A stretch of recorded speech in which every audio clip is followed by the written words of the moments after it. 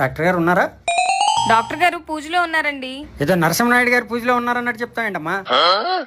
వెళ్ళండి.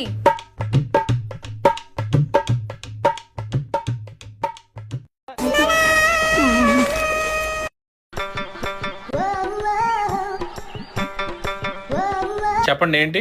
సార్, ఎవరైనా దేవుళ్ళకి పూజలు చేసేవాళ్ళని చూశాను కానీ మీరేంటండి పునుగులు బజ్జీలకు పూజలు చేస్తున్నారు? మా సార్కి 4 బంగ్లాలు 3 కార్లు ఉన్నాయి.